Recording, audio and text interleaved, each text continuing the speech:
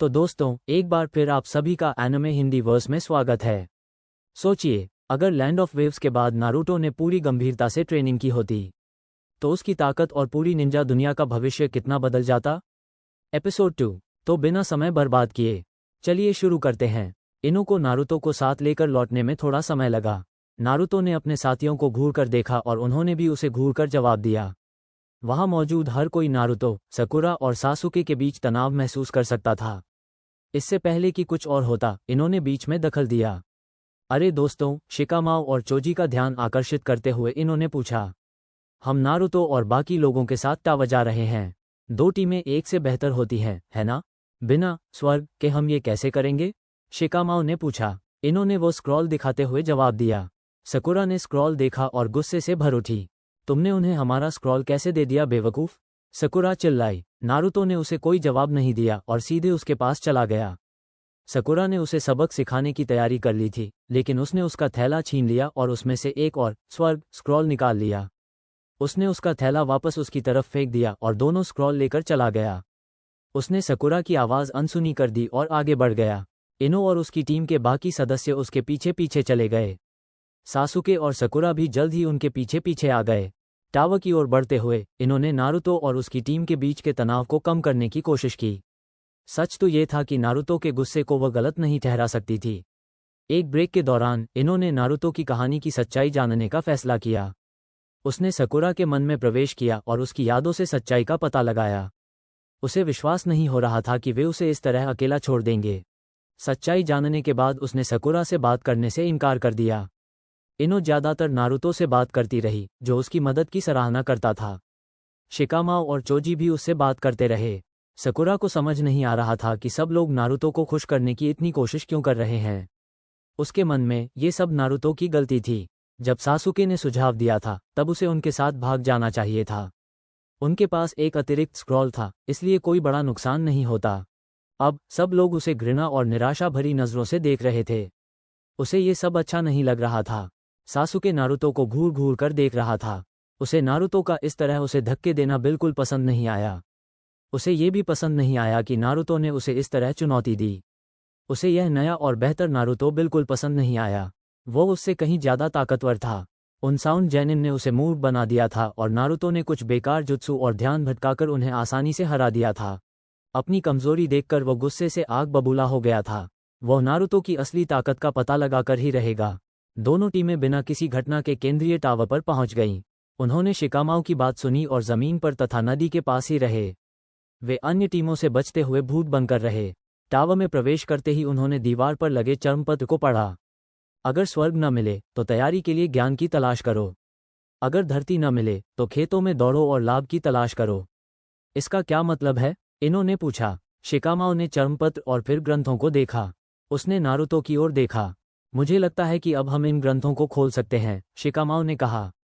Naruto ने सिर हिलाया और शिकामाओ के कहे अनुसार किया।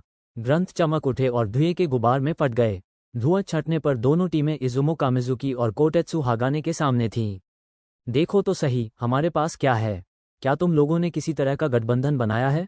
कोटेत्सु ने पूछा। एक टीम से दो टीमें बेहतर होती हैं, तो क्या इसका मतलब ये है कि हमने ये कठिन परीक्षा पास कर ली? शिकामाओ ने पूछा। हाँ, बिल्कुल सही। परीक्षा के दूसरे भाग को सफलतापूर्वक पूरा करने पर आपको बधाई, इजुमो ने कहा। इससे पहले कि कुछ और कहा जा सके, नारुतो आगे बढ़ा और दोनों चुनिनों के सामने खड़ा हो गया। अरे दोस्तों, क्या वो बूढ़ा आदमी टावर में है? नारुतो ने पूछा। हाँ, वह यही है, कोटेत्सु ने कहा। मुझे उससे मिलना है। उसे पता होना चाहिए कि जंगल में कुछ हुआ है, नारुतो ने कहा और कोटेत्सु को वह नोट पकड़ा दिया जो उसने अपने पास रखा था। कोटेत्सु ने उसे देखा और उसकी आंखें चौड़ी हो गईं। उजुमिकी, अपनी जैकेट खोलो, उसने गंभीरता से कहा। नारुतो उलझन में था, लेकिन उसने उसकी बात मान ली। जैकेट खोलते ही उसने अपने शरीर पर बंधी पट्टियां दिखाईं। कोटेत्सु और इजुमो दोनों चिंतित थे। उन्होंने अपने साथी की ओर देखा और सिर हिलाया। इजुमो पलक झपकते ही गायब हो गया, जबकि कोटेत्सु नारुतो को देखता रहा। नारुतो, मैं तुम्हें अस्पताल ले जा रहा हूं, इसलिए थोड़ा इंतजार करो।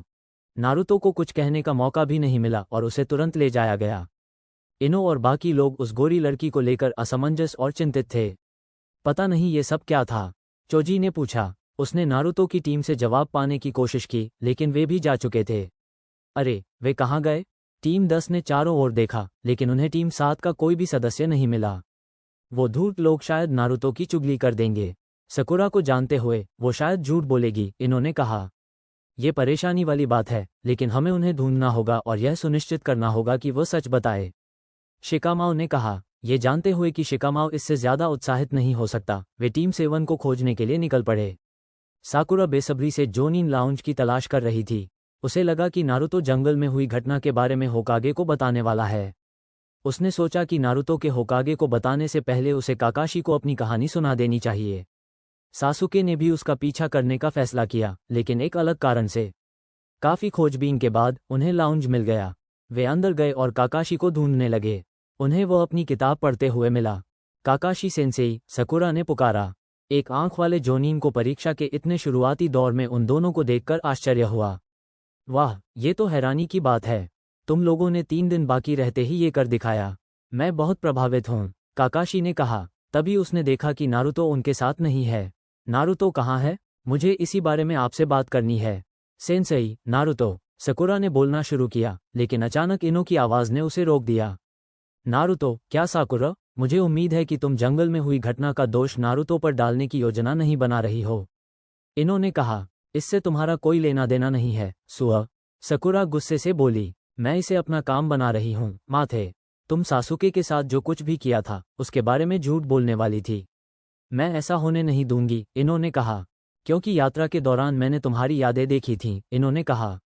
तुम्हें ऐसा करने का कोई अधिकार नहीं था, सकुरा चिल्लाई। मुझे पूरा हक था। तुम और सासुके उसे छोड़कर उससे कहीं ज्यादा ताकतवर से लड़ने चले गए।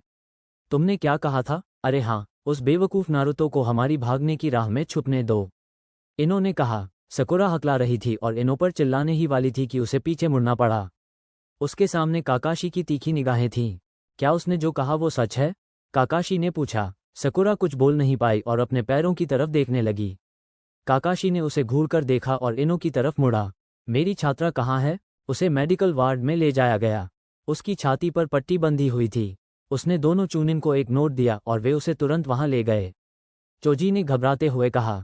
काकाशी ने सिर हिलाया और मेडिकल वार्ड की ओर चल पड़ा। तभी सासुके ने उसे रोक लिया। दोनों ने एक दूसरे को घूरकर देखा। तुम मुझसे इतना संकोच क्यों कर रहे हो? सासुके ने गुस्से भरे स्वर में पूछा। माफ कीजिए, जैनिन, काकाशी ने उससे पूछा। तुम मुझसे कुछ छुपा रहे हो? उस कुत्ते ने शूरिकेन से हमला करना कहाँ से सीखा? तुम उसे क्या सिखा रहे हो, मुझे क्यों नहीं? सासुके ने पूछा। मैं जो सिखाता हूँ उससे तुम्हारा कोई लेना देना नहीं है, जैनिन। अगर मैं तुम्हें कुछ सिखाता हूँ तो वो तुम्हारे भले के लिए है। अगर तुम्हें पसंद नहीं आता तो कोई बात नहीं, काकाशी ने कहा और सासुके को धक्का देकर आगे बढ़ गया। सासुके को ये देखकर गुस्सा आया और उसने पीछे से काकाशी पर हमला करने की कोशिश की। यह एक मूर्खतापूर्ण कदम था क्योंकि सासुके जमीन पर गिर गया और काकाशी का पैर उसके सिर पर पड़ा हुआ था। बाकी जोनिन को उस बच्चे की हिम्मत पर यकीन नहीं हो रहा था कि वह ऐसा कैसे कर सकता है। सासुके ने संघर्ष किया, लेकिन अपनी बाहों को थोड़ा सा मोड़ने पर वह दर्द से कराह उठा। उसने थोड़ा सा मुड़कर देखा तो काकाशी की अकेली शेरिंग उसे घूर रही थी। तुमने मुझे आखिरी बार निराश किया है, महान अंतिम उचिहा, जिसने अपने वंश को न्याय दिलाया। तुम एक मजाक हो। क्या तुम्हें सच में लगता है कि शक्तिशाली तकनीकें तुम्हारे भाई को हरा सकती हैं, जो 13 साल की उम्र में ANBU कप्तान था? तुम चाहे जितनी मेहनत करो, वो कभी काफी नहीं होगी। जानना चाहते हो क्यों? क्योंकि तुम कमजोर हो। तुम दिल से कमजोर हो, इच्छाशक्ति से कमजोर हो और आत्मा से कमजोर हो। तुम बस एक बच्चे की तरह हो जो अपनी बात न मनवाने पर नखरे करता है। मैं नारुतो को सिखाना ज्यादा पसंद करूंगा क्योंकि उसमें महान बनने की क्षमता है। तुम और हारुनो-सान, इसे मेरी टीम से तुम्हारा निष्कासन समझो। मुझे तुम जैसे कचरे की कोई जरूरत नहीं है, काकाशी ने कहा और सासुके को छोड़ दिया। वो बाहर चला गया और उसे वहीं छोड़ दिया। साकुरा ने सासुके की मदद करने की कोशिश की, लेकिन उसने उसे धक्का देकर दूर कर दिया और लाउंज से बाहर निकल गया। साकुरा को लीफ जोनिन की निराशा भरी निगाहें महसूस हो रही थीं। वह भी थोड़ी देर बाद चली गई, लेकिन जाने से पहले उसने इनो को घूरकर देखा। इनो उस घूरने से जरा भी नहीं डरा। कमरे में मौजूद एक व्यक्ति ये देखकर मुस्कुरा रहा था और उसने जाने की अनुमति मांगी। अब उसे अपना इनाम पाने का समय आ गया था। हिरुज़ेन ने तब तक इंतजार किया जब तक चिकित्सक ने नारुतो की जांच पूरी नहीं कर ली। जब इजुमो आया और उसने उसे नोट दिया तो वह बेहद चिंतित हो गया। वो तुरंत मेडिकल वार्ड में गया और नारुतो की पट्टियां हटाने का आदेश दिया। उन्होंने आदेश का पालन किया और पट्टियां हटा दीं। हिरुज़ेन ने जब देखा कि उस पर कोई निशान नहीं है तो उसे राहत मिली। उसे नहीं पता था कि ओरोचिमारू का निशान नारुतो की मुहर पर क्या असर डालेगा। उन्होंने चिकित्सकों को अपना काम जारी रखने की अनुमति दी और उनके समाप्त होने का इंतजार किया।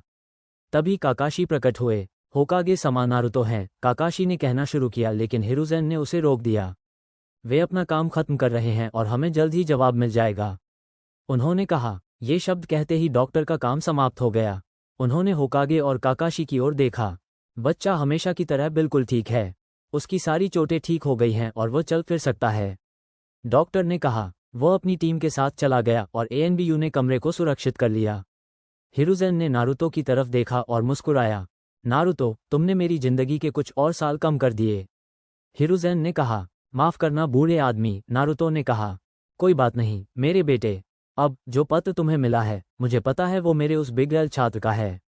उस मुलाकात के बारे में तुम मुझे क्या बता सकते हो, हिरुज़ेन ने पूछा। मैं तुम्हें सच में कुछ नहीं बता सकता, लेकिन उसका एक मकसद था।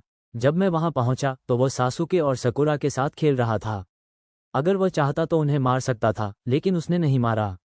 जब उन्होंने मुझे छोड़ दिया तो उसने मेरे साथ भी खेल खेला। ऐसा लग रहा था जैसे वो मुझे मरते हुए नहीं देखना चाहता था। मुझे नहीं पता वह क्या चाहता था, लेकिन ऐसा लग रहा था जैसे वह हमारी परीक्षा ले रहा हो, नारुतो ने समझाया। हिरुज़ेन ने सिर हिलाया और नारुतो के सिर पर थपथपाया। नारुतो, आपके सुझाव के लिए धन्यवाद। मैं आपको काकाशी के साथ छोड़ रहा हूं ताकि आप बात कर सकें, हिरुज़ेन ने कहा और कमरे से बाहर निकल गए।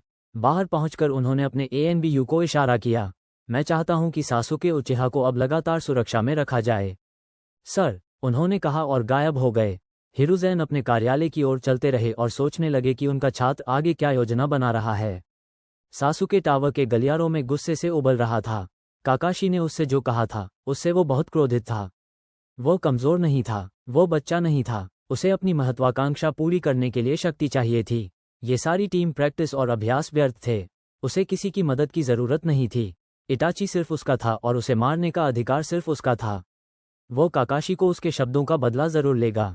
इसका सबसे अच्छा तरीका था उसके प्रिय शिष्य नारुतो को खत्म करना। वो ये सुनना चाहता था कि नारुतो के मुकाबले से बाहर होने के बाद काकाशी क्या कहेगा। जैसे ही एक कुनाई उसकी ओर आई, वो अचानक पीछे हट गया। उसके पीछे एक बैंगनी दीवार प्रकट हुई और वह उसमें फंस गया। आखिरकार अकेले हो गए सासुके, एक आवाज़ आई। उसने ओरोचिमारू को देखने के लिए उत्सुकता से देखा। सासुके ने तुरंत अपना शेयरिंगर सक्रिय किया और उसे घूर कर देखा। इससे ओरोचिमारू को और भी मज़ा आया। तो अब लड़ने के लिए तैयार हो? पिछली बार जब हम आमने सामने हुए थे तब तो तुम मुश्किल से ही टिक पा रहे थे। तुम ठंड से कांप रहे थे और तुम्हारे साथी को आकर तुम्हें बचाना पड़ा था। लगता है तुम्हारे गुरुओं ने तुम्हारी क्षमताओं को ज़्यादा ही आंका था। चुप रहो, मुझे उस बेवकूफ़ से निपटने की ज़रूरत नहीं है। मैं एक उचिहा हूँ, मैं बदला लेने वाला हूँ। तुम मेरी क्षमताओं का मजाक नहीं उड़ा सकते। सासुके दहाड़ा। वाह, कितना जोश है, कितनी भूख है। क्यों न तुम मुझे अपनी असली क्षमता दिखाओ, ओरोचिमारू ने उपहास करते हुए पूछा। सासुके ने झट से कुछ सील बनाई और गहरी सांस ली। अग्नि शैली, अग्नि गोला जुत्सु, सासुके ने कहा और अब तक का सबसे बड़ा अग्नि गोला दागा। जैसे ही हमला ओरोचिमारू पर लगा, वो मुस्कुरा उठा। विस्फोट से टावर हिल गया और सभी सतर्क हो गए। हिरुज़ेन अपने अंगरक्षकों के साथ घटनास्थल पर पहुंचे। वहां उन्होंने कई जोनिनों को देखा। उन सभी ने दीवार में एक बड़ा छेद देखा जिसके चारों ओर आग जल रही थी। रिपोर्ट करो, यहाँ क्या हो रहा है, हिरुज़ेन ने पूछा। हमें नहीं पता महोदय, हम भी अभी अभी यहाँ पहुंचे हैं, एक चूनिन ने कहा। तभी एक और धमाके ने उनका ध्यान खींचा जो टावर से थोड़ी ही दूरी पर हुआ था। उसने असुमा की ओर रुख किया। एक टीम बनाओ और जांच करो, जो भी मिले उसे हिरासत में ले लो, हिरुज़ेन ने कहा। असुमा ने सिर हिलाया और जांच के लिए एक टीम लेकर निकल पड़ा। हिरुज़ेन को इस बात की चिंता सता रही थी कि आखिर इसका कारण क्या हो सकता है। बस इतना ही सासुके, क्या तुम्हारे पास बस इतना ही है, ओरोचिमारू ने थोड़ी निराशा के साथ कहा। सासुके घुटनों के बल बैठा था और गहरी सांसें ले रहा था। उसने ओरोचिमारू को देखा और गुर्राया। यहाँ तक कि शेयरिंग भी उसे समझ नहीं पा रहा था। वो इस तरह हार नहीं मानेगा, वो इस आदमी को सबक सिखाएगा। उसने फिर से हमला किया और लात घूंसे का वार किया। ओरोचिमारू ने आसानी से उसका बचाव किया और सासुके को जमीन पर पटक दिया। ओरोचिमारू ने उसे कुछ देर तक वहीं पकड़े रखा। उसे कुछ लोगों के आने का आभास हुआ और उसे एहसास हुआ कि उसका समय खत्म हो चुका है। ये बहुत अफसोस की बात है कि तुम इससे बेहतर नहीं कर सके, लेकिन यही तो होना था। फिर भी मैं तुम्हारी बहादुरी का इनाम देता हूँ। उसने कहा। उसने एक मुद्रा बनाई और उसकी गर्दन खींच गई। फिर उसने सासुके की गर्दन के किनारे पर काट लिया। सासुके कुछ देर तक चीखता रहा, फिर कमज़ोर पड़ने लगा। ओरोचिमारू खड़ा हुआ और कुछ कदम दूर चला गया। वो सासुके की ओर मुड़ा। जो तोहफा मैंने तुम्हें दिया है उसका अच्छे से इस्तेमाल करना सासुके। अगर तुम्हें ये पसंद आए और चाहिए तो मेरे पास आना। इतना कहकर ओरोचिमारू गायब हो गया और सासुके बेहोश हो गया। असुमा वहां पहुंचा और उसने जलती हुई लकड़ी और पड़ा हुआ शरीर देखा। उसने जांच की तो पता चला कि वह सासुके ही है। उसने एक और चीज देखी जिससे वह चिंतित हो गया। वह ओरोचिमारू का श्राप चिन्ह था। हिरुज़ेन अपने अस्थायी कार्यालय में बैठकर उस गड़बड़ी के बारे में जानकारी का इंतजार कर रहे थे। उन्हें आशंका थी कि यह क्या हो सकता है और वे जानते थे कि यह जानकारी उन्हें खुश नहीं करेगी। उन्हें ज्यादा इंतजार नहीं करना पड़ा क्योंकि उनके एनबीयू अंबु के जवान आ गए। रिपोर्ट। उन्होंने गंभीरता से कहा, सर, हमें सासुके उचिहा का शव एक युद्ध क्षेत्र में मिला है। वह बेहोश था और उसकी सांसें फूल रही थीं। हमने अनुमान लगाया है कि यह उसके ऊपर लगे शाप चिन्ह के कारण था। एएनबीयू ने रिपोर्ट दी। मैंने जैसा कहा था, उसकी सुरक्षा क्यों नहीं की गई? हिरुज़ेन ने कड़वाहट से पूछा। माफ कीजिए होकागे समा, लेकिन हम शिफ्ट बदल रहे थे। साथ ही कप्तान काकाशी से बात करने के बाद जब वह जोनिन लाउंज से चले गए तो हम उन्हें ढूंढ नहीं पाए। एएनबीयू ने कहा। धिक्कार है, मैं तो इससे बचना चाहता था, हिरुज़ेन ने गुस्से में कहा। कुछ देर सोचने के बाद उन्होंने अपने एएनबीयू की ओर रुख किया। अंको को बुलाओ, मुझे ये जानना होगा कि सासुके के बचने की कितनी संभावना है। काकाशी को भी बुलाओ ताकि वह श्राप के निशान को मिटा सके। मुझे उस लड़के के साथ उसके झगड़ों से कोई लेना देना नहीं है। असुमा और इबिकी को बताओ कि क्या हुआ है। एएनबीयू ने सिर हिलाया और हिरुज़ेन के आदेश का पालन करने के लिए चले गए। काकाशी अपने शिष्य के साथ चल रहे थे। उन्हें खुशी थी कि उनका शिष्य ठीक है और वे अपने शिष्य से थोड़ा प्रभावित भी थे। इतने लंबे समय तक, खासकर सन्निन में से एक के खिलाफ टिके रहना वाकई एक बड़ी उपलब्धि थी। फिर भी उन्होंने अपने से कहीं अधिक श्रेष्ठ व्यक्ति से लड़ने के लिए उसे फटकारा और मन में ठान लिया कि वे लड़के को थोड़ा बेहतर सोचना सिखाएंगे। अचानक एक एएनबीयू सदस्य उन दोनों के सामने आ गया। कैप्टन काकाशी, आपकी तुरंत आवश्यकता है, एएनबीयू ने कहा। क्या हो रहा है? काकाशी ने पूछा। सासुके उचिहा पर हमला हुआ है और उसे एक खास निशान दिया गया है, उसने कहा। काकाशी की आंखें चौड़ी हो गईं और सिकुड़ गईं। वो समझ गया था कि उसके पूर्व छात्र के साथ क्या हुआ होगा। उसने अपना ध्यान नारुतो की ओर मोड़ा। जाओ, थोड़ा आराम कर लो नारुतो, हम बाद में बात करेंगे, काकाशी ने कहा। नारुतो ने सिर हिलाया और चला गया। उसने एएनबीयू की ओर मुड़कर सिर हिलाया। वे दोनों गायब हो गए। 3 दिन बीत गए और चूनिन परीक्षा का दूसरा भाग समाप्त हो गया। सभी एक बड़े हॉल में एकत्रित थे जहां उनके गुरु उपस्थित थे। एक बीमार से दिखने वाले जोनिन ने बताया कि प्रारंभिक दौर होने वाला है। तभी होकागे पिछले 3 दिनों के बारे में सोचने लगे। वे इस बात के लिए आभारी थे कि सासुके शाप चिन्ह से बच गया था। अंको ने उन्हें बताया था कि 10 में से 1 के बचने की संभावना होती है। हालांकि चिन्ह सक्रिय था और उसे सील करना आवश्यक था। काकाशी ने ही यह कार्य किया और उन्होंने शाप सील करने की तकनीक का प्रयोग किया। उसके बाद और लंबे आराम के बाद सासुके जागा। हिरुज़ेन ने लड़के से बात करने में जरा भी देर नहीं की। पहले तो सासुके ने आनाकानी की, लेकिन जब होकागे ने उसे परीक्षा से हटाने की धमकी दी तो उसका रवैया बदल गया। उसने उन्हें सब कुछ बता दिया, लेकिन होकागे इससे खुश नहीं थे। उन्होंने सासुके से पूछा कि वह क्या सोच रहा है, और लड़के के जवाब ने उन्हें सब कुछ स्पष्ट कर दिया। ये सब उसके मूर्खतापूर्ण घमंड के कारण हुआ था। ओरोचिमारू ने इसका फायदा उठाया और लड़के पर निशान लगा दिया। उन्होंने गुस्से में भरे लड़के को अकेला छोड़ दिया और अपने कार्यों पर सिर हिलाया।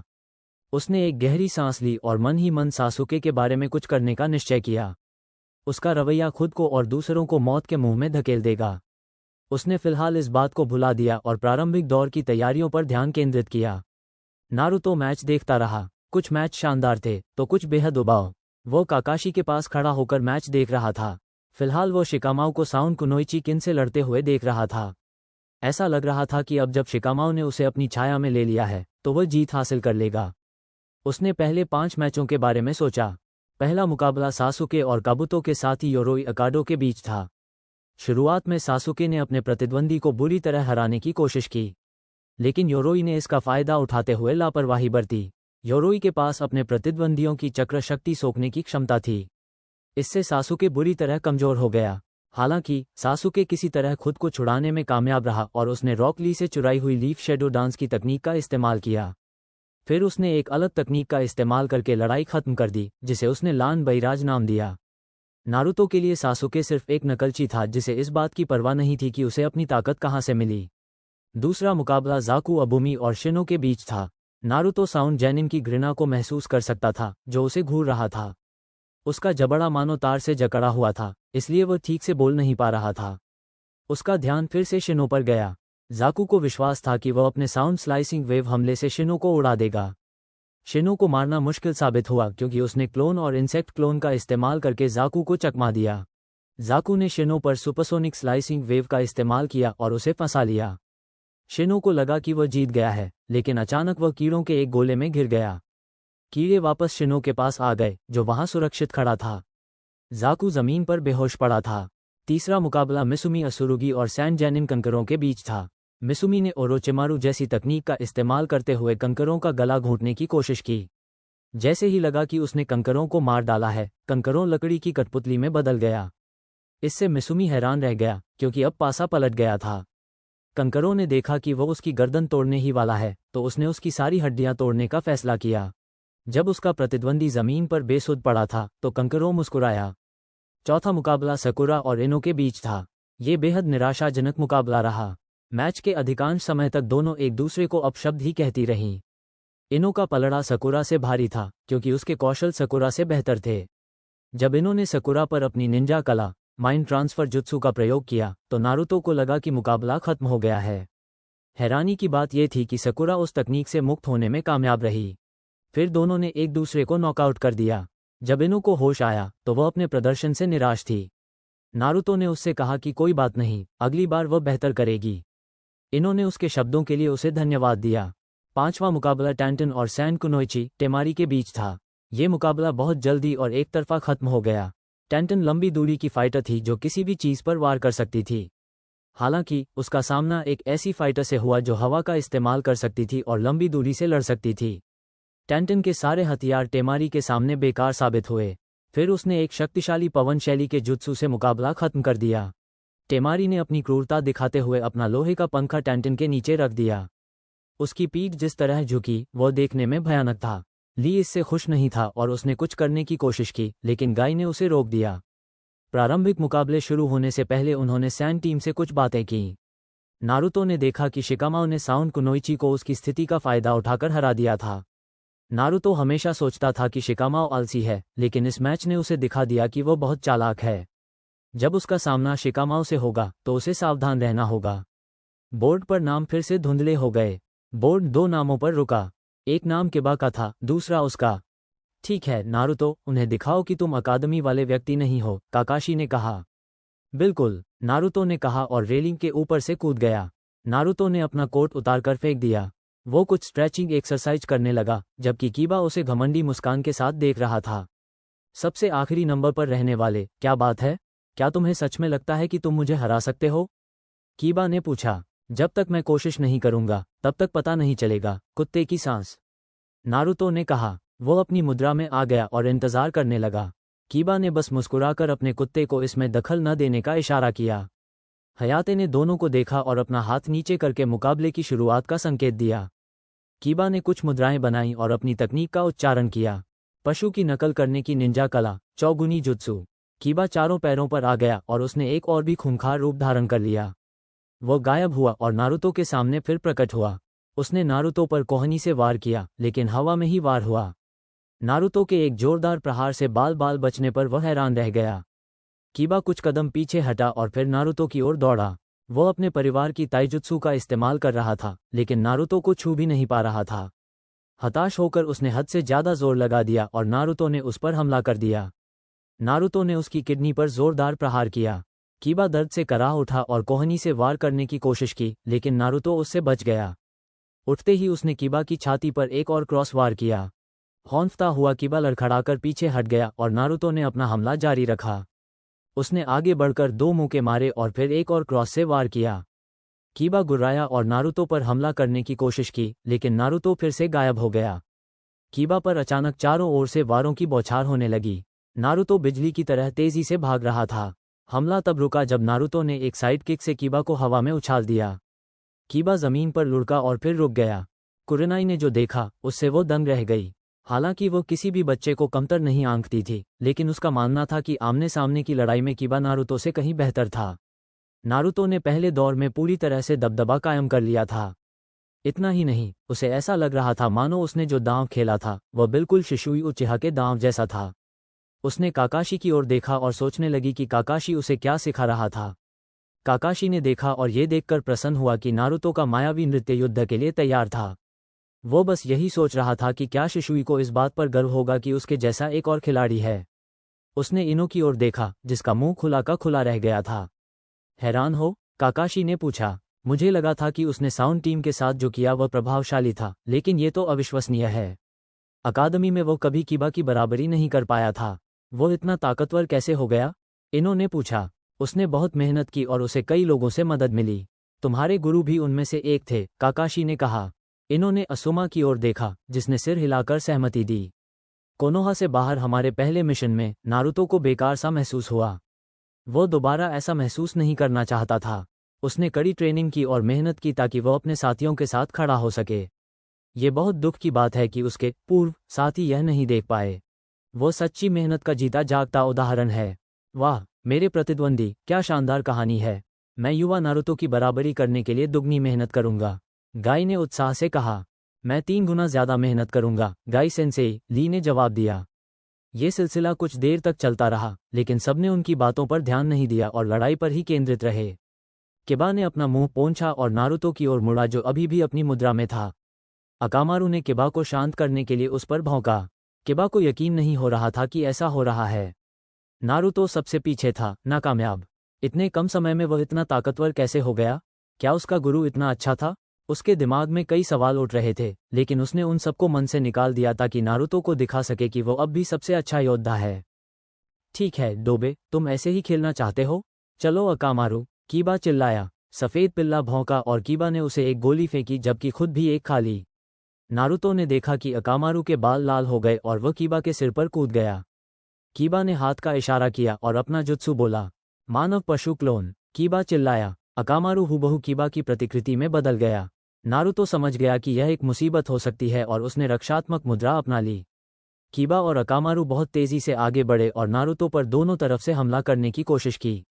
जैसे ही वे एक दूसरे के करीब पहुंचने वाले थे, नारुतो ने कमरे के दूसरी तरफ टेलीपोर्ट कर लिया। कीबा और अकामारू ने गंध का पीछा करते हुए उसका पीछा किया। ये चूहे बिल्ली का खेल था, क्योंकि नारुतो कीबा और उसके साथी से बचने के लिए कमरे में इधर उधर टेलीपोर्ट करता रहा। कीबा के बार बार भागने से तंग आकर दोनों ने नारुतो को ऐसी स्थिति में धकेल दिया जहां वो बच नहीं सकता था। तुम मेरे हो, फोन के ऊपर फोन, कीबा चिल्लाया। वो और अकामारू ड्रिल की तरह घूमने लगे और हवा में अटके नारुतो पर हमला करने के लिए आगे बढ़े। नारुतो ने तुरंत प्रतिक्रिया दी और एक जुत्सु का प्रयोग किया, शेडो क्लोन जुत्सु। नारुतो ने पुकारा और 10 क्लोन बना दिए। हालांकि वो और भी बनाना चाहता था, लेकिन फिलहाल इतने से ही काम चलाना पड़ेगा। कीबा नारुतो की मूर्खता पर हंस पड़ा, क्योंकि क्लोन तो बस एक ड्रम था। जब उसने क्लोनों को छुआ तो वह बहुत हैरान हुआ, क्योंकि वे ठोस थे। हमले के बाद नारुतो के पास 5 क्लोन बचे थे। नारुतो जानता था कि उसे दोनों को अलग करना होगा, लेकिन कैसे? अचानक उसे एक विचार आया। उसने 3 और क्लोन बनाए और उन्हें बिखरने का आदेश दिया। कीबा और अकामारू लगातार फैंग ओवर फैंग हमले करते रहे। वे 2 क्लोनों को नष्ट करने में कामयाब रहे, लेकिन क्योंकि वे उसी हमले का इस्तेमाल करते रहे, इसलिए वे उनसे बच गए। किबा और अकामारू नारुतो से परेशान हो रहे थे। वह लगातार बच रहा था, वैसे लड़ नहीं रहा था जैसे वह आमतौर पर लड़ता था। अगर नारुतो स्थिर रहता तो अब तक यह मैच जीत चुका होता। किबा और अकामारू एक दूसरे की पीठ से पीठ मिलाकर खड़े थे और उनके क्लोन उन्हें घेर रहे थे। नारुतो, धिक्कार है, मर्दों की तरह लड़ो, कीबा गुस्से से बोला। क्या हुआ कुत्ते के चेहरे वाले? एक क्लोन ने पूछा। क्या तुम इस बात से थोड़े निराश हो कि मैं तुमसे अलग तरीके से लड़ रहा हूं? दूसरे क्लोन ने पूछा। चिंता मत करो, यह मैच जल्द ही खत्म होने वाला है, दूसरे क्लोन ने कहा। निंजा कला, भंवर, एक आवाज सुनाई दी और कीबा और अकामारू के नीचे की जमीन उन्हें अंदर खींचने लगी। उन्होंने जल्दी से खुद को छुड़ा लिया, यही नारुतो चाहता था।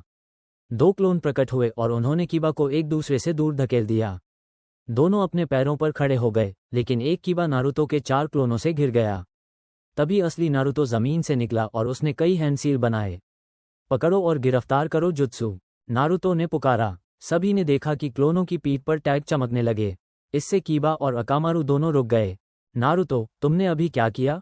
कीबा चिल्लाया, मैं जीत गया हूँ। मुझे लगता है कि तुम कीबा हो, तो जिसे मैंने फंसाया है वो अकामारू है। मैं जो जुत्सु इस्तेमाल कर रहा हूँ वो बहुत खतरनाक है। अगर अकामारू निकलने की कोशिश करेगा तो विस्फोटक टैग फट जाएंगे।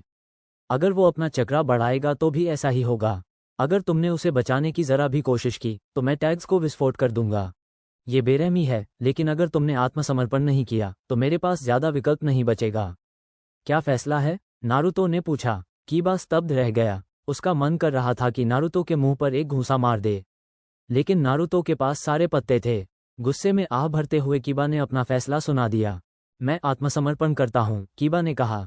7वें मैच का विजेता नारुतो उजुमकी, हयाते ने घोषणा की। नारुतो ने राहत की सांस ली और अपना जुत्सु निष्क्रिय कर दिया। कीबा और अकामारू के बीच भी ऐसा ही हुआ। अकामारू कीबा की बाहों में कूद गया और कीबा ने उसे प्यार से सहलाया। नारुतो को अपने किए पर पछतावा हुआ, लेकिन जीत तो जीत होती है। जोनिन नारुतो के प्रदर्शन से बहुत प्रभावित हुए। उसने कीबा के सीधेपन का फायदा उठाया और उसे ऐसी स्थिति में डाल दिया जिससे वह खुद को नहीं निकाल सका। वे बस यही सोच रहे थे कि फाइनल में वह क्या करने वाला है। जैसे ही नारुतो सीढ़ियों के ऊपर पहुंचा, इन्होंने अचानक उसे गले लगा लिया। स्नातक कक्षा में सबसे छोटा होने के कारण नारुतो का चेहरा इनो की उभरती हुई छाती में जा लगा। इनो के ब्लाउज के नीचे उभरे हुए 2 मांसल उभारों को महसूस करते ही नारुतो का चेहरा शर्म से लाल हो गया। वाह, ये तो हैरानी की बात है। मुझे पता ही नहीं था कि तुम दोनों के बीच इस तरह का रिश्ता है। काकाशी ने मुस्कुराते हुए कहा। क्या तुमने सासुके से उम्मीद छोड़ दी है, इनो? असुमा ने उतने ही मज़ेदार अंदाज में पूछा। इनो तब हैरान रह गई जब उसने देखा कि नारुतो का चेहरा उसकी छाती में है। उसने नारुतो का लाल चेहरा देख लिया। उसका चेहरा भी लाल हो गया और उसने बेशर्म चिल्लाते हुए नारुतो को सीढ़ियों से नीचे फेंक दिया। नारुतो जमीन पर लुढ़कते हुए 2 बार उछला। उसने दर्द से कराहते हुए कहा और उस समय उठ नहीं पाया। काकाशी उसके ऊपर प्रकट हुआ और उसे देखने लगा। शिकामारू सही कह रहा है, औरतें परेशानी पैदा करती हैं। नारुतो कराह उठा। फिर भी तुम कह सकते हो कि तुम्हारे पास कुछ तो है ना? काकाशी ने मुस्कुराते हुए पूछा। नारुतो इस सवाल पर शर्मा गया। उन्हें देखते हुए सासुके बस उन्हें घूरता रहा। वह नारुतो की लड़ाई को दिलचस्पी से देख रहा था ताकि उससे कुछ सीख सके। हालांकि वह गोरा लड़का जंगल में सीखी हुई किसी भी चाल का इस्तेमाल करने से सावधान था। उसने रेलिंग को कसकर पकड़ लिया। वो उन तकनीकों को किसी भी तरह हासिल कर लेगा। प्रारंभिक दौर के आखिरी 3 मैच जारी रहे। 8वां मैच युगा परिवार के 2 सदस्यों नेजी और हिनता के बीच था। यह मैच बेहद एकतरफा रहा और नेजी ने हिनता पर पूरी तरह से हावी रहा। हिनता ने भी कड़ी टक्कर दी, लेकिन वह उसके सामने टिक नहीं पाए। इन्होंने उसका हौसला बढ़ाने की कोशिश की, लेकिन वह व्यर्थ साबित हुई। अंत में नेजी ने हिनता का मजाक उड़ाया और उसे हारा हुआ छोड़ दिया। कीबा को रोकना पड़ा। 9वां मुकाबला गारा और ली के बीच था। ये प्रारंभिक दौर का मुकाबला था। ली के ताइजुत्सु से गारा की रक्षात्मक ढाल भेदी नहीं जा सकी, लेकिन तभी ली ने अपने टखनों से वजन उतार दिया जो जमीन पर जोर से गिरा। इससे स्पैंडेक्स पहने हुए शिनोबी की गति बढ़ गई। ली ने गारा को पहली बार 2 बार मारा। गारा को चोट न लगने पर उसकी खुशी थमसी गई। सभी ने देखा कि गारा की रेत उससे चिपकी हुई थी, मानो कवच हो। ली ने 8 द्वारों में से एक को खोलकर इसका तुरंत जवाब दिया। उसने द्वार खोलने का इस्तेमाल किया और एक कॉम्बो से गारा को हवा में उछाल दिया। फिर उसने गारा को अपनी पट्टियों से लपेटा और फ्रंट लोड से उसे जमीन पर पटक दिया। ली को लगा कि वह जीत गया है, लेकिन ये देखकर वह हैरान रह गया कि उसने गारा को नहीं बल्कि उसके रेत के खोल को जमीन पर पटका था। गारा उसके पीछे प्रकट हुआ। उसके चेहरे पर एक दुष्ट मुस्कान थी। फिर उसने ली को दंडित करना शुरू किया और उसे दीवारों से टकराया। कुछ देर बाद ली को अपनी गति वापस मिल गई और वह गारा के हमलों से बचने में सक्षम हो गया। इसके बाद ली ने 3 और द्वार खोले, उपचार का द्वार, जीवन का द्वार और दर्द का द्वार। ली की त्वचा लाल हो गई और ऐसा लग रहा था जैसे उसका शरीर फटने वाला हो। वो रॉकेट की तरह गारा की ओर बढ़ा, जो ली की अति सूक्ष्म गति का सामना नहीं कर सका। सभी लोग भय और विस्मय से देख रहे थे जब ली ने हवा में ही गारा पर भीषण प्रहार किया। रेत का कवच बेकार हो गया था और गारा ने अपने जीवन में पहली बार असहनीय दर्द का अनुभव किया। ली ने इसे समाप्त करने का निर्णय लिया और 5वां द्वार, सीमा का द्वार खोला। वह गायब हो गया और गारा के सामने फिर प्रकट हुआ। उसने गारा को जमीन की ओर धकेल दिया, लेकिन अचानक ली ने उसे पीछे धकेल दिया। ली ने गारा के पेट पर लात और घूंसा मारा, जिसे उसने रिवर्स लोट्स कहा। गारा जोरदार आवाज के साथ जमीन पर गिरा, जबकि ली भी धड़ाम से जमीन पर गिरा। हयाते मैच को ड्रॉ घोषित करने ही वाले थे, लेकिन जब धुआं छटा तो देखा कि गारा अभी भी लड़ाई में डटे हुए थे। गाई और काकाशी ने देखा कि उन्होंने अपनी पीठ पर रखे लॉकी का इस्तेमाल खुद को बचाने के लिए किया। गारा ने ली को कुचलने के लिए रेत को आगे बढ़ाने की कोशिश की। ली इतना घायल था कि रेत से बच नहीं सका, क्योंकि रेत उसके पैर और हाथ के चारों ओर लिप गई थी। गारा ने अपना हाथ बंद किया और दोनों अंगों को कुचल दिया। उसने ली को मारने के लिए और रेत फेंकी, लेकिन गाय ने बीच में आकर उसे बचा लिया। गारा को समझ नहीं आया कि गाय ने उसे क्यों बचाया, लेकिन जब गाय ने उसे अपना प्रिय शिष्य कहा तो गारा और भी हैरान हो गए। फिर ली को खड़े देखकर वे चौंक गए। हालांकि वे अपने पैरों पर बेसुध खड़े थे। मैच गारा ने जीत लिया। अंतिम मुकाबला चोजी और दोसू के बीच था। दोसू के हाथ पर लगे दस्ताने के बारे में जानते हुए चोजी ने सोचा कि अगर वह अपनी ह्यूमन बोल्डर तकनीक का इस्तेमाल करता है तो वो सुरक्षित रहेगा। हालांकि यह एक समझदारी भरा कदम था, लेकिन बेकार साबित हुआ। जब चोजी दीवार में फंस गया तो दोसू ने अपनी मेलोडी आर्म का इस्तेमाल किया। उसने चोजी के शरीर के भीतर मौजूद पानी का उपयोग करके अपनी वाइब्रेटिंग साउंड ड्रिल को और शक्तिशाली बना दिया। इससे चोजी एकदम रुक गया और दोसू ने मैच जीत लिया। प्रारंभिक दौर के बाद विजेता होकागे के सामने स्टेडियम के मैदान पर थे। मैं आप सभी को आपकी जीत पर बधाई देना चाहता हूं। आप वे जैनिन हैं जो चूनिन परीक्षा के तीसरे और अंतिम चरण में भाग लेंगे, जो 1 महीने बाद होगा। इससे आपको कुछ नया सीखने का समय मिलेगा, क्योंकि आपके प्रतिद्वंद्वी ने आपकी क्षमता देख ली है। हिरुज़ेन ने कहा। अंको आगे बढ़ी। तुम में से हर कोई मेरे पास आओ और डिब्बे में से एक नंबर चुनो, अंको ने आदेश दिया। एक एक करके सभी अंकों के पास आए और डिब्बे में से एक नंबर चुना। ठीक है, बाएं से दाएं, मुझे बताओ कि तुमने कौन सा नंबर चुना है। 3, सासुके ने कहा। 5, शिनो ने कहा। 6, कंकरो ने कहा। 8, तेमारी ने कहा। 7, शिकामाओ ने धीमी आवाज में कहा। 2, नारुतो ने कहा। 1, नेजी ने कहा। 4, गारा ने कहा। 9, दोसू ने कहा। जब वे उसे संख्याएं बता रहे थे तो उसने बोर्ड पर उनके नाम लिख लिए। जब उसने लिखना समाप्त कर लिया तो उसने जैनिन की ओर मुड़ने से पहले बोर्ड पर नजर डाली। ठीक है, फाइनल इस प्रकार होंगे। पहला मैच नेजी ह्यूगा और नारुतो उजुमकी के बीच होगा। दूसरा मैच सासुके उचिहा और रेत के गारा के बीच होगा। तीसरा मैच शिनो अबुरामे और रेत के कंकरों के बीच होगा। चौथा मैच शिकामाओ नारा और रेत की तेमारी के बीच होगा। दोसू को बाई मिलेगी। सभी ने अपने प्रतिद्वंद्वियों की ओर देखा। वे होकागे के सामने खड़े थे, जिन्होंने सबका ध्यान अपनी ओर खींच लिया। आपको याद दिला दूं, प्रतिद्वंदी को हराने का मतलब यह नहीं है कि आपको पदोन्नति मिल जाएगी। हर कोई उत्तीर्ण हो सकता है या कोई भी उत्तीर्ण नहीं हो सकता। हम सिर्फ ताकत की तलाश नहीं कर रहे हैं। खैर, 1 महीने में फाइनल होने वाला है। मैं आपके प्रशिक्षण के लिए शुभकामनाएं देता हूं। हिरुज़ेन ने कहा। होकागे समा, क्या आप सच में ऐसा कह रहे हैं? काकाशी ने पूछा। वो इस समय अन्य जोनिनों के साथ अपने कार्यालय में था। होकागे द्वारा दिए गए आदेश से काकाशी बहुत नाराज था। काकाशी, मुझे पता है कि तुम नाराज हो, लेकिन अभी हम सासुके को अपनी नज़रों से ओझल नहीं होने दे सकते। वो अभी एक अज्ञात खतरा है और हम इस मामले में अनभिज्ञता का जोखिम नहीं उठा सकते। ओरोचिमारू के घात लगाए बैठे होने के कारण हम ये सुनिश्चित नहीं कर सकते कि सासुके उसकी शक्ति की पेशकश स्वीकार करेगा। हिरुज़ेन ने कहा। नारुतो का क्या होगा? उसे भी प्रशिक्षण की आवश्यकता होगी, काकाशी ने कहा। मैं समझता हूँ, लेकिन सासुके हमारी सर्वोच्च प्राथमिकता है। इसके अलावा वो लड़का काफी होशियार है। मुझे पूरा यकीन है कि आप किसी न किसी तरह उसकी मदद कर सकते हैं। हिरुज़ेन ने कहा। होकागे समा, ठीक है, मैं उचिहाओं के प्रशिक्षण का ध्यान रखूंगा। काकाशी ने एक गहरी सांस लेते हुए कहा। हिरुज़ेन ने सिर हिलाया और वे बैठक में आगे बढ़े।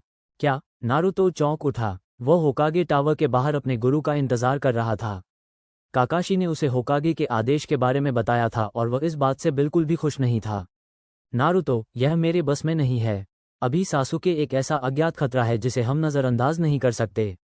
मुझे उस पर नज़र रखनी होगी और उसे ओरोचिमारू से सुरक्षित रखना होगा, काकाशी ने कहा। ठीक है, मुझे समझ आ गया, लेकिन अब मैं क्या करूं? नारुतो ने पूछा। तुम हमेशा एबिसु से बात कर सकते हो।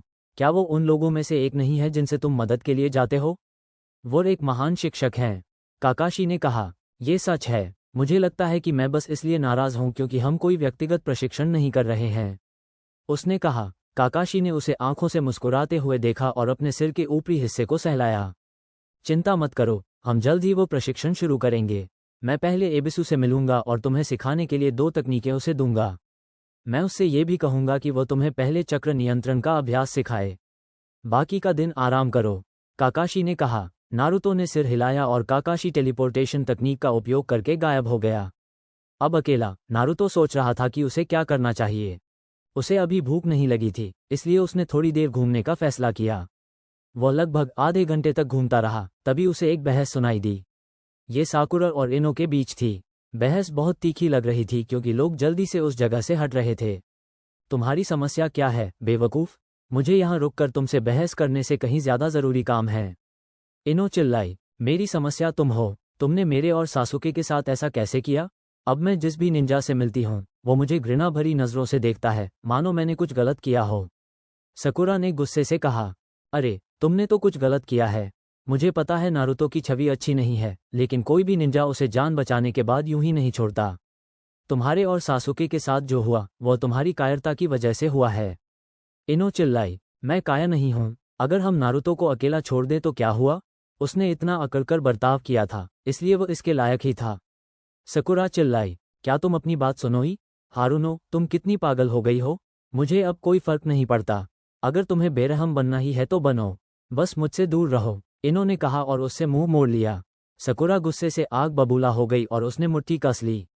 मुझसे मुंह मत मोड़ो, इनोसुआ। सकुरा दहाड़ी। उसने इनो की पीठ पर मुक्का मारा। उसका मुक्का लगा, लेकिन इनो को नहीं, नारुतो को। उसने सकुरा का मुक्का पकड़ लिया, लेकिन इसके लिए उसे दोनों हाथों का इस्तेमाल करना पड़ा। इनो और सड़क पर खड़े कुछ लोग हैरान रह गए। नारुतो ने सकुरा को पीछे धकेल दिया, जिससे वह अपने नितंबों के बल गिर पड़ी। उसने अपना हाथ हिलाया क्योंकि वह एक जोरदार मुक्का था। सकुरा उठी और नारुतो को घूरने लगी।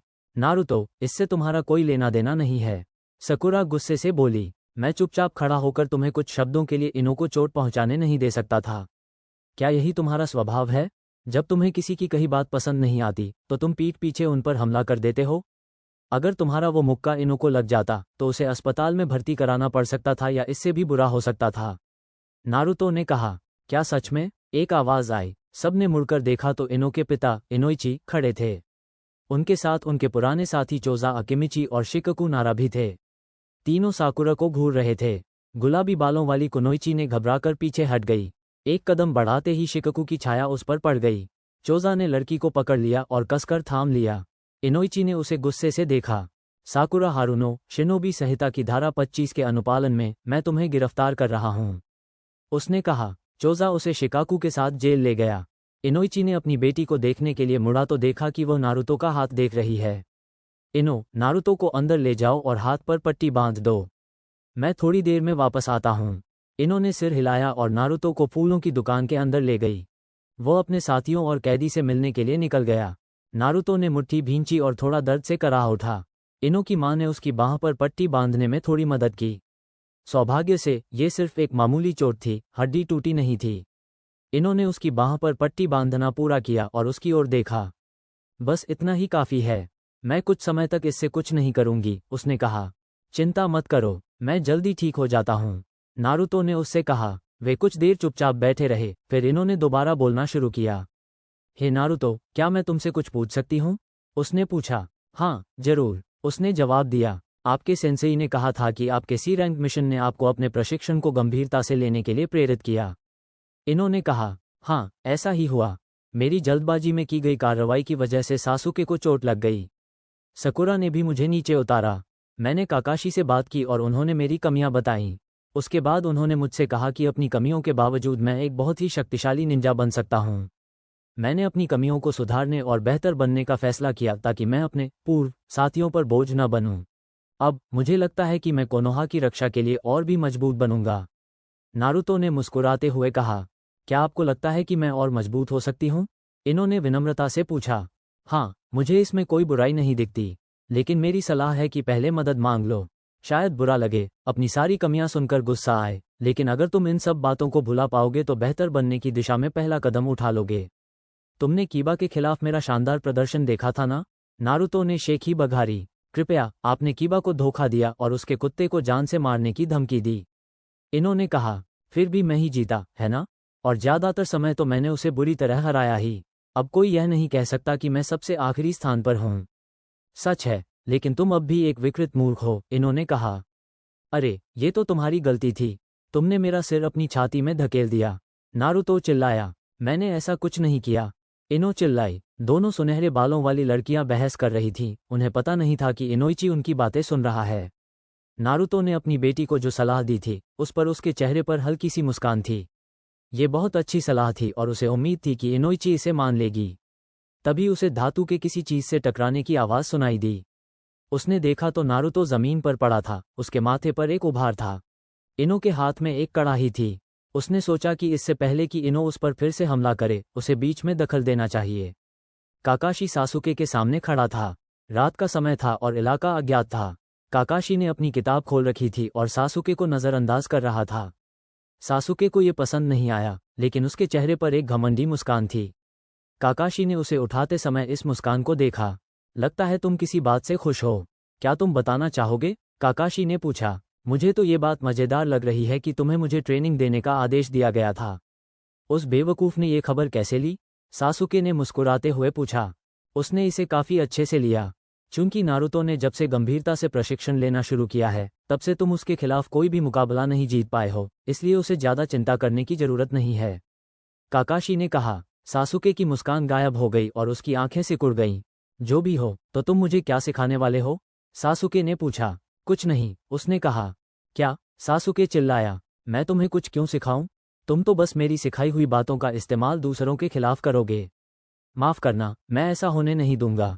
वैसे भी तुम्हारे पास पहले से ही काफ़ी कुछ है क्योंकि तुम्हारा शेरिंगर हर समय तुम्हारे पास था, काकाशी ने कहा। ये बेकार तकनीकें गारा के खिलाफ मेरी मदद नहीं करेंगी। मुझे उसे हराने के लिए कुछ और शक्तिशाली चाहिए। तुम्हें मेरी मदद करने का आदेश दिया गया था और तुम्हें उस आदेश का पालन करना होगा, सासुके ने गुस्से से कहा। काकाशी ने अपनी किताब बंद की और खड़ा हो गया। सासुके ने उसकी तरफ मुस्कुराया, लेकिन असहनीय दर्द महसूस होने पर उसकी मुस्कान गायब हो गई। उसने काकाशी की तरफ देखने की कोशिश की। काकाशी ने अपनी शेयरिंग लाल लेंस दिखाते हुए उसे नीचे देखा। बहुत खूब, सबसे पहले हमें तुम्हारी गति बढ़ानी होगी। उम्मीद है कि तुम मेरी मुट्ठियों से बचने के लिए काफ़ी तेज होगे, काकाशी ने कहा। काकाशी से मिल रहे इस एहसास से सासुके थोड़ा कांप गया। वह जानता था कि आने वाला महीना उसके लिए बहुत मुश्किल होने वाला है। नारुतो गर्म पानी से जल्दी से बाहर निकलते हुए बड़बड़ाया। उसने एबिसु की ओर देखा, जिसके चेहरे पर एक शरारती मुस्कान थी। नारुतो उस घमंडी मुस्कान को मिटाना चाहता था, लेकिन वह इस तकनीक को पूरी तरह से सीखना चाहता था। उसका प्रशिक्षण तब शुरू हुआ जब एबिसु सुबह उसे लेने आया। चलते चलते उसने उन्हें चक्रा अभ्यास के बारे में बताया। इसे जल पर चलना कहा जाता था और ये वृक्ष पर चढ़ने से कहीं अधिक कठिन था। एबिसु ने समझाया कि चूंकि पानी लगातार गति में रहता है, इसलिए इस्तेमाल होने वाले चक्रा को लगातार बदलना पड़ता है। उन्होंने गर्म झरनों के पास अभ्यास किया क्योंकि एबिसु का मानना था कि इससे नारुतो को जल्दी सीखने में मदद मिलेगी। कुछ और कोशिशों के बाद नारुतो को समझ आने लगा था। एबिसु भी प्रभावित हुआ। अचानक नारुतो का ध्यान भंग हो गया जब उसने देखा कि एक बूढ़ा सफ़ेद बालों वाला आदमी स्नानघर के महिला भाग में झांक रहा है। एबिसु ने ये देखा और कार्रवाई करने का फैसला किया। जैसे ही वो उस पर झपटा, उस आदमी ने एक बड़ा मेढक प्रकट कर दिया।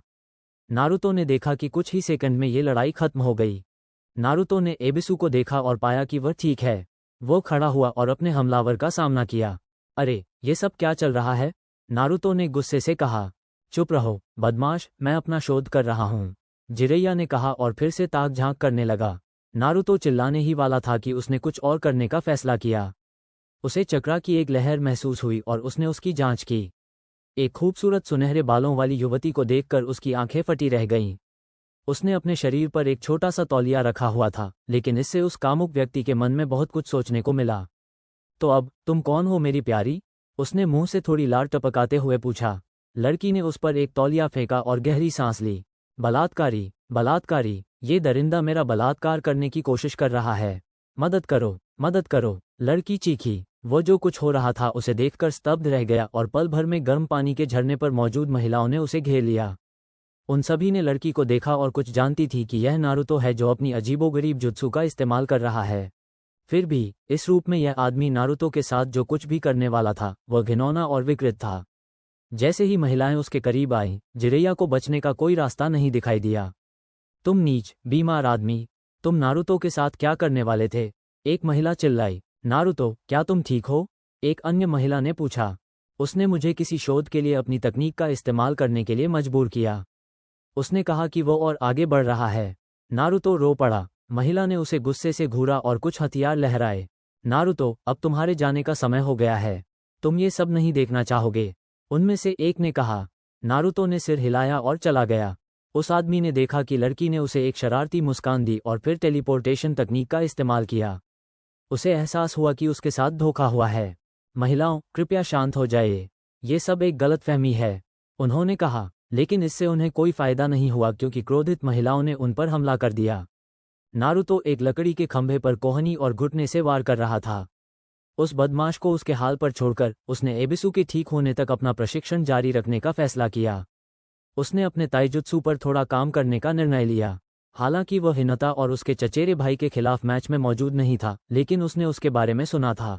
उसने हमेशा सुना था कि ह्युगा ताइजुत्सु के उस्ताद हैं और उनसे आमने सामने लड़ना आत्महत्या के समान है। इसका मतलब यह नहीं था कि वह अपने ताइजुत्सु को नज़रअंदाज कर दे।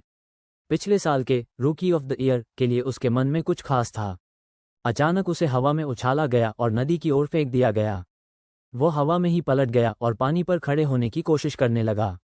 वो अभी भी कोशिश कर रहा था, लेकिन आखिरकार पानी की सतह पर खड़ा हो पाया। उसने ऊपर देखा तो उसे झरनों वाला वो बूढ़ा बदचलन आदमी दिखाई दिया। वो बुरी तरह पिटा हुआ था और गुस्से में था। उसने नारुतो को घूर कर देखा। तुम छोटे बदमाश, उस करतब के बाद मैं बाल बाल बचा, उसने चिल्ला कर कहा। शायद इससे सबक मिलेगा। उसकी बात अधूरी रह गई क्योंकि वो पानी में गिर गया। ये देखकर वह आदमी खुश हो गया और नारुतो झट से पानी से बाहर निकल आया। मुझे क्या हो गया है? ओरोचिमारू से उस मुठभेड़ के बाद से मेरा चक्रा बिल्कुल बेकाबू हो गया है, नारुतो चिल्लाया। उस नाम ने उस आदमी का ध्यान खींच लिया। तुमने अभी क्या कहा? उसने पूछा। उसने देखा कि नारुतो उसे अविश्वास भरी निगाहों से देख रहा है। चिंता मत करो बच्चे, मैं बहुत उच्च कोटि का शिनोबी हूँ। अब तुम्हारा क्या मतलब है कि तुम ओरोचिमारू से टकरा गए? चुनिन परीक्षा के दौरान उस लड़के ने मेरी बुरी तरह पिटाई कर दी थी। जब उसने मुझे हराया तो उसने अपनी उंगलियां मेरे पेट में घुसा दीं। तब से मेरा चक्रा काम नहीं कर रहा है, नारुतो ने कहा। मुझे तुम्हारा पेट देखने दो, उसने आदेश दिया। नारुतो डर के मारे पीछे हट गया, जिससे उस आदमी ने आंखें घुमाईं। उसने लड़के को पकड़ा और उसकी कमीज ऊपर उठाई। उसने योंदाइम की मुहर देखी और उसके ऊपर बनी मुहर भी देखी। उसने इसे ओरोचिमारू का काम समझ लिया क्योंकि यह भद्दा और अपरिष्कृत था। उसने कुछ करने का फैसला किया। उसने अपने हाथों में चक्रा केंद्रित किया और उसकी प्रत्येक उंगली के सिरे पर 5 प्रतीक प्रकट हो गए। 5 प्रकार की मुहर मुक्त करो, उसने चिल्लाकर अपनी उंगलियों को अपने पेट पर जोर से मारा। नारुतो को लगा जैसे उसकी सांस रुक गई हो और वह घुटनों के बल गिर पड़ा। उसने कुछ गहरी सांसें लीं और फिर उस आदमी की ओर घूर कर देखा। उस आदमी ने उसकी घूरती नज़रों को नज़रअंदाज करते हुए नदी की ओर इशारा किया। वो अभ्यास फिर से करो, नारुतो बड़बड़ाया लेकिन उसकी बात मान ली क्योंकि वह उस आदमी को नाराज नहीं करना चाहता था। उसने अभ्यास किया और वह डूब नहीं रहा था। वो पूरी तरह पानी के ऊपर था। अभ्यास पूरा करते ही नारुतो खुशी से झूम उठा। वह आदमी मुस्कुराया और गायब हो गया। नारुतो को उसकी जीत का जश्न मनाने के लिए अकेला छोड़ दिया। सासुके एक बार फिर जमीन पर गिर पड़ा। वो बड़ी मुश्किल से उठा। उसे बुरी तरह पीटा गया था। उसके होंठ से खून बह रहा था और पूरे शरीर पर चोट के निशान थे। उसने काकाशी और उसके क्लोन को घूर कर देखा, जो उसे ऊबे हुए भाव से देख रहे थे। असली काकाशी ने अपनी किताब उठाते हुए सासुके की तरफ देखा। अच्छा, इस बार तुम ज्यादा देर तक टिक पाए। फिर भी तुम बहुत धीमे हो सासुके। अगर तुमने अपनी गति नहीं बढ़ाई तो सूना के जैनिन तुम्हें मार डालेंगे, काकाशी ने कहा। अरे वाह काकाशी, मुझे नहीं पता था कि तुम इतने क्रूर हो, एक आवाज आई। 3 लोगों ने मुड़कर देखा तो सामने एक सफेद बालों वाला आदमी खड़ा था। लॉर्ड जिरेया, काकाशी ने हैरानी से पूछा। सासुके भी चौंक गया। उसने जिरेया के बारे में सुना था और जानता था कि वह बहुत शक्तिशाली व्यक्ति है। वो यहाँ क्या कर रहा था? मैंने एबिसु से सुना है कि तुम आदेश पर उचिहा को प्रशिक्षण दे रहे हो। मुझे लगता है कि तुम उस बेचारे को तोड़ना चाहते हो, जिरेया ने मजाक उड़ाते हुए कहा। सासुके को उसकी बातों पर हंसी नहीं आई और उसने भौहें चढ़ा लीं। मैं आपके लिए क्या कर सकता हूँ भगवान जिरेया? काकाशी ने पूछा। यह निजी मामला है, जिरेया ने कहा। काकाशी ने सिर हिलाया और अपने क्लोन को इशारा किया। क्लोन ने सिर हिलाया और सासुके को घसीट कर ले गया। लड़के ने थोड़ा संघर्ष किया, लेकिन क्लोन से पंगा लेना आसान नहीं था। दूर जाते ही दोनों आमने सामने आ गए। मैं थोड़ी देर पहले आपके दूसरे छात्र से मिला था। वो वैसा नहीं है जैसा मुझे याद था।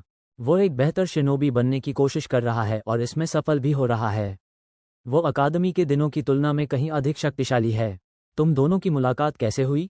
काकाशी ने कहा। अभी यह महत्वपूर्ण नहीं है। हालांकि मैं ये जानना चाहूंगा कि क्या वह आगामी फाइनल में खेल रहा है? जिरेया ने पूछा। हाँ, पहले दौर में उसका मुकाबला नेजी ह्युगा से होगा। काकाशी ने कहा। एक युगा? ठीक है, तो उसकी चिंता मत करो, मैं संभाल लूंगा, जिरैया ने कहा। काकाशी के कुछ कहने से पहले ही उसने टेलीपोर्टेशन तकनीक का इस्तेमाल किया। थोड़ी देर बाद वह मुस्कुराया क्योंकि उसे पता था कि नारुतो सुरक्षित हाथों में होगा। नारुतो जल्दी से ट्रेनिंग ग्राउंड की ओर चल पड़ा। उसके दिमाग में हमले का एक शानदार तरीका आया था और वह उसे आजमाना चाहता था। अगर वह सच में ऐसा कर पाता तो नेजी के खिलाफ मुकाबले में उसे बहुत मदद मिलती। तभी अचानक कल वाला मेढक उसके सामने आ गिरा और वह रुक गया। उसकी पीठ पर वही आदमी बैठा था जो कल मिला था। अरे बच्चे, तुमसे यहाँ मिलकर अच्छा लगा, जिरैया ने अभिवादन किया। अब तुम्हें क्या चाहिए, कमीने? नारुतो ने कहा। सबसे पहले, मेरे बेटे, मेरा नाम जिरैया है, जिसे सुंदर और आकर्षक मेढक ऋषि के नाम से भी जाना जाता है। दूसरी बात, मैं यहाँ इसलिए आया हूँ ताकि हम कल से आगे बढ़ सकें, जिरैया ने कहा। कल तुमने मेरे पेट में घूंसा मारा था, नारुतो ने कहा। फिर भी, तुमने पानी पर चलने का अभ्यास तो पूरा कर लिया, है ना? जिरैया ने पूछा। नारुतो इस बात से इनकार नहीं कर सका। तो, फाइनल तक, मैं ही तुम्हें प्रशिक्षण दूंगा। मैं तुम पर भरोसा क्यों करूं? एबिसु सेंसेई तो अपनी विकृत इच्छाओं पर काबू रख सकते हैं। तुम्हारे और किसी भी लड़की के आसपास होने से मैं कुछ भी नहीं कर पाऊंगा, नारुतो ने कहा।